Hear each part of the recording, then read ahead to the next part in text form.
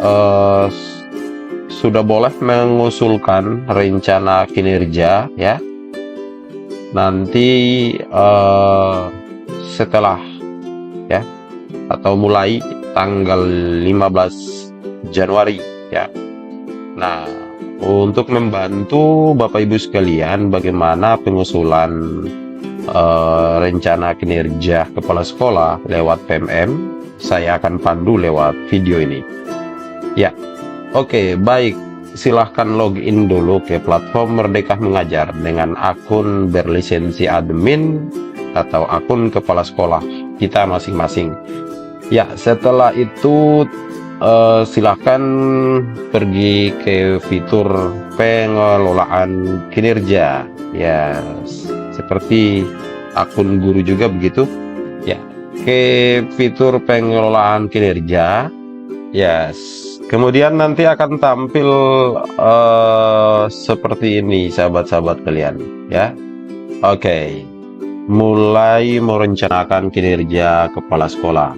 Yuk, isi praktik kinerja, pengembangan kompetensi, dan perilaku kerja. Pastikan perencanaan dilakukan sebelum batas waktu, yaitu pada tanggal pada bulan Januari ya, sampai sebelum 31 Januari. Oke, kita langsung pergi lanjutkan. Nah, seperti ini teman-teman, kita akan diperhadapkan dengan 8 indikator untuk kepala sekolah yang indikatornya berbeda dengan indikator guru ya.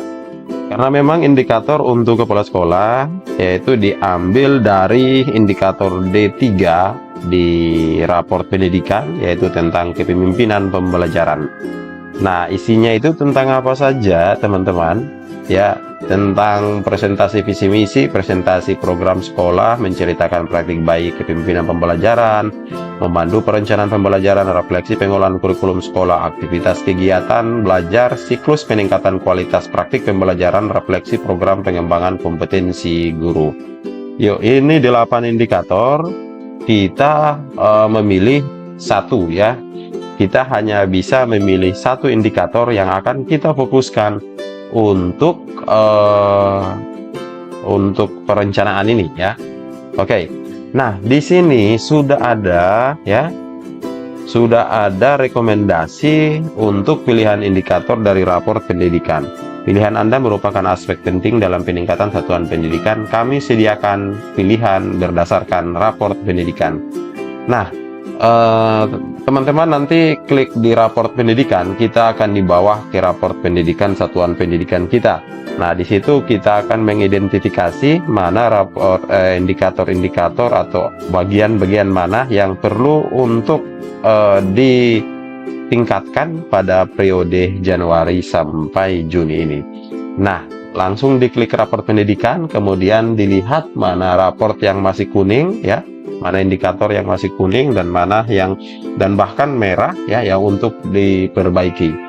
Nah, setelah itu teman-teman melihat dan teman-teman akan diberi rekomendasi indikator ya. Nah, untuk demo kali ini, karena ini saya menggunakan akun demo ya, nah nanti tampilannya tidak seperti ini ya. Ini dashboard raport pendidikan ya, dashboard umumnya ya. Nah, nanti akan dibawa ke raport pendidikan kita di sekolah kita.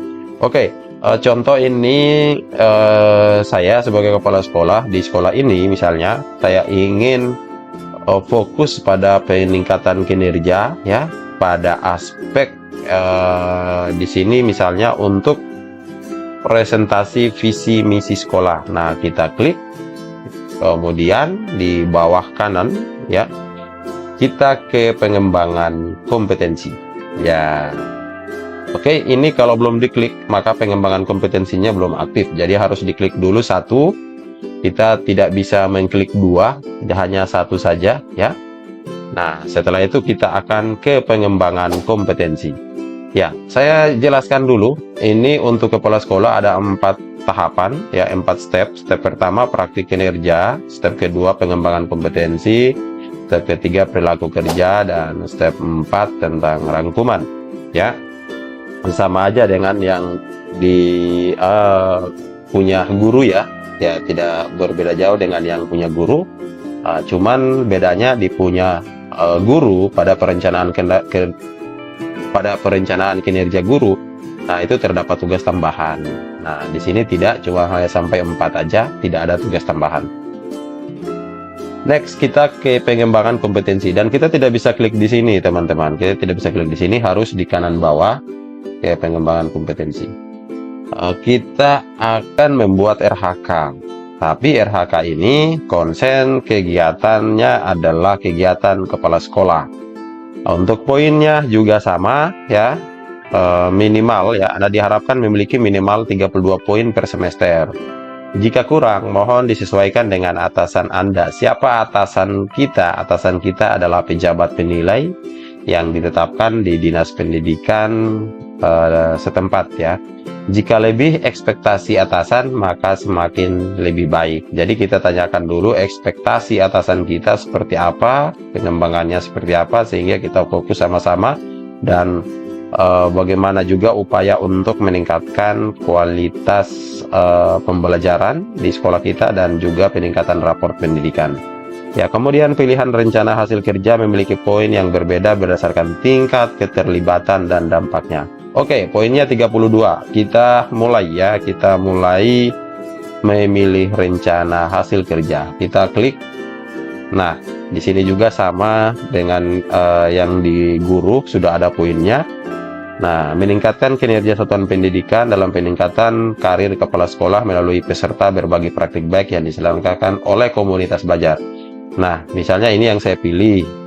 Nah, terus untuk target kuantitasnya ya, target kuantitasnya ini jumlah kegiatan ya yang mau ditempuh. Apakah kegiatan ini, ingat diperhatikan lagi, ini peningkatan karir kepala sekolah melalui peserta ya, berarti kita hadir dalam beberapa kegiatan yang diselenggarakan oleh komunitas belajar. Oke, saya target 3 kali kegiatan dalam satu semester, berarti poin saya sudah 12 ya. Untuk RHK ini poinnya 4, tapi karena saya memilih 3 target kuantitas, maka 3 kali 4 12. Nah, di atas ini juga sudah tertulis poinnya 12. Nah, masih kurang 20 ya, masih kurang 20. Kita tambah lagi ya, kita tambah. Oke, teman-teman nanti perhatikan ya, ini bukti dukungnya adalah sertifikat. Berarti dokumen pendukung sertifikat kegiatan ini sebanyak 3 kali yang akan kita upload ya di bulan berikutnya nanti. Oke, kita tambahkan lagi kegiatannya. Oke. Misalnya saya hanya memberi contoh, nanti Bapak Ibu sahabat-sahabat sekalian memilih sesuai dengan target pencapaian dalam periode ini. Nah, misalnya saya ingin meningkatkan kinerja peningkatan karir kepala sekolah melalui penyusun kumpulan konten unggulan yang dapat dibagikan kepada guru dan kepala sekolah. Nah, poinnya 6 ya. Oke, saya target 1 kali. Nah, di atas ini sahabat sekalian sudah bertambah menjadi 18. Masih kurang 14 lagi. Yuk kita tambah lagi. Nah, kita tambah lagi. Misalnya di sini, jika teman-teman kepala sekolah sedang terlibat dalam guru penggerak di periode ini dan dipastikan akan berakhir dalam periode Januari sampai Juni, ya silahkan ini dipilih ya. Ini poinnya besar sekali, ini 128 poin. Oke, misalnya ini saya pilih peningkatan kepala sekolah melalui penggerak komunitas belajar mengadakan minimal 3 kegiatan berbagi praktik baik, poinnya 36 ya. Oke. Nah, ini targetnya semuanya 100%. Oke, 36 poin. Ini nanti teman-teman bukti dukung ini sertifikat. Sementara untuk penyusunan kumpulan konten, yaitu kumpulan konten unggulan yang terbit di PMM ya. Nah, contoh saja ini, saya hanya contohkan. Terus rencana hasil kerja bukti dukung sertifikat. Nah, oke. Ini kita cek dulu poinnya udah berapa nih. Oh, udah 54, berarti sudah melebihi ekspektasi standar 32 poin. Nah, ini teman-teman nanti kita diskusikan lagi dengan atasan penilai kita ya. Nah, kalau mau ditambahkan silakan ya. Kalau mau ditambahkan silakan, dan kalau tidak berarti kita ke perilaku kerja. Oke, ini sudah melebihi 32, berarti udah bisa. Ya, terserah nanti kalau mau tambah ataukah lanjut. Nah, selanjutnya sahabat sekalian, kita akan pergi ke perilaku kerja. Nah, ini sudah, yang kedua sudah, sekarang yang ketiga. Untuk ke perilaku kerja, di bawah kanan bawah, ya, ke perilaku kerja. Nah, ini. Untuk masing-masing aspek, ini indikator dan perwujudan perilaku ya. Oke, ini sikap ya, perilaku yang ingin ditanamkan dalam periode ini ya, dilaksanakan dan dibudayakan. Ini diambil dari 7 aspek ya, core values, 7 aspek ASN berakhlak ya. Jadi berorientasi pelayanan, akuntabel, komponen, harmonis, layanan, adaptif, dan kolaboratif. Nah, sekarang kita mulai dari berorientasi pada pelayanan. Nah, yuk kita mulai mengisi dan memilih indikatornya sudah ada. Cara mengisinya misalnya saya ingin memahami kebutuhan guru, tenaga kependidikan, orang tua, dan masyarakat dunia kerja. Terus bagaimana, yang ini pertanyaannya adalah bagaimana Anda akan menerapkan perilaku tersebut ini ya. Perilaku tersebut ini dalam kehidupan sehari-hari. Nah, ini kita klik lagi, kita cari lagi untuk memenuhi indikator ini apa yang akan kita lakukan. Oh, saya ingin melayani guru, tenaga kependidikan, orang tua, dan masyarakat dunia kerja, ada aspirasi dan keluhannya yang diterima. Oke. Selanjutnya sampai ke 7 aspek ini. Caranya sama, tapi fokus aspeknya berbeda-beda dan indikator juga beda. Oke, saya percepat saja di bagian ini. Nah, selanjutnya kalau sudah diisi sampai aspek ke-7, jika sudah selesai, terakhir kita ke rangkuman, sahabat sekalian. Oke, rangkuman ini adalah resume dari keseluruhan yang kita isi dari step 1 sampai step 3. Kita cek lagi RHK kita. Jika teman-teman merasa ingin mengecek lebih dalam, ini ada panduan-panduan ya. Linknya aktif, tinggal diklik. Oke. Nah, ini meningkatkan praktik kinerja kepala sekolah melalui observasi kinerja berfokus pada penyampaian program satuan pendidikan. Ya, oke. Targetnya 100% ya. Prosesnya ini perspektif proses bisnis. Ya. Kemudian rencana hasil kerja meningkatkan kinerja kepala sekolah 12 poin untuk mengikuti kegiatan sebagai peserta berbagi praktik baik ya. Lanjut lagi kita cek 12 poin 16 18 ya, ini sudah lebih ya, sama dengan yang kita usulkan tadi. Nah, sahabat sekalian, ini perilaku kerja yang kita pilih ya. Dari yang kita pilih dengan perwujudannya sudah tampil seperti ini. Nah, sebelum kita kumpulkan, boleh kita cek dulu ya sahabat-sahabat sekalian. Bisa dicek dulu dari atas. Oke, target 100%, perspektif proses ya. Nah, sahabat-sahabat sekalian, perspektif yang dimaksud ini adalah sebagaimana yang dituangkan dalam Permen Pan RB nomor 6 tahun 2022, yaitu terkait tentang 4 perspektif kinerja pejabat pimpinan tinggi dan pimpinan unit kerja ya. Nah, ada 4 perspektif penerimaan layanan ya, dimana ini merefleksikan kemampuan organisasi memenuhi keinginan dan harapan penerimaan layanan atau pemangku kepentingan. Kemudian yang dimaksud dengan perspektif proses bisnis ini adalah merefleksikan perbaikan proses yang menghasilkan keluaran bernilai tambah. Nah, apa itu perspektif penguatan internal? Ya, ini untuk merefleksikan kemampuan organisasi atau sekolah untuk mengembangkan sumber daya untuk mencapai tujuan organisasi.